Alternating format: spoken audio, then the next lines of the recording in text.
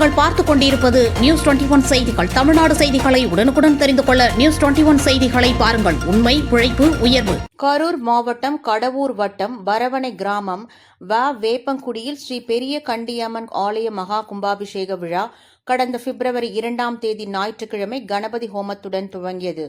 காவிரி ஆற்றங்கரையிலிருந்து புனித நீர் எடுத்து வரும் நிகழ்ச்சியில் ஏராளமான பக்தர்கள் கலந்து கொண்டனர். அதனைத் தொடர்ந்து கலச பூஜை, மூர்த்தி ஹோமம், மூல மந்திர ஹோமம், அதிர்ஷ்ட பந்தன மருந்து சாத்துதல், உபச்சார பூஜைகள் நடைபெற்று முடிந்து பொன்னர் சங்கர் வரலாற்று நாடகம் நடைபெற்றது. மேலும் பிப்ரவரி 3ஆம் தேதி திங்கட்கிழமை காலை மண்டப பூஜை, கலச ஹோமம், 2ஆம் கால மந்திர ஹோமம் நடைபெற்று முடிந்து ஸ்ரீ பெரிய கண்டியம்மன் மற்றும் பரிவார ஆலய விமானம் ஆகியவற்றிற்கு மகா கும்பாபிஷேகம் காலை 9:30 முதல் காலை 10:15 மணிக்குள் நடைபெற்றது. இதனைத் தொடர்ந்து பெரிய கண்டியம்மனுக்கு மகாதீப ஆராதனை காட்டப்பட்டு பொதுமக்களுக்கும் பக்தர்களுக்கும் குடிபாட்டு மக்களுக்கும் அன்னதானம் வழங்கப்பட்டது.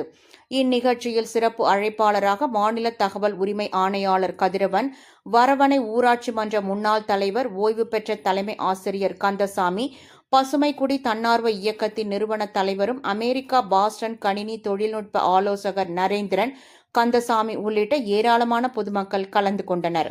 தொடர்ந்து 48 நாள் மண்டல அபிஷேகம் பெரிய கண்டியம்மனுக்கு நடைபெற இருப்பதாக விழா குழுவினர் தெரிவித்தனர். ஆலய வளாகத்தில் பெரிய கண்டியம்மனுக்கு சீர்வரிசைகள் கொண்டு வந்து மேளதாளங்கள் முழங்க அம்மனை வழிபாடு நடத்தினர்.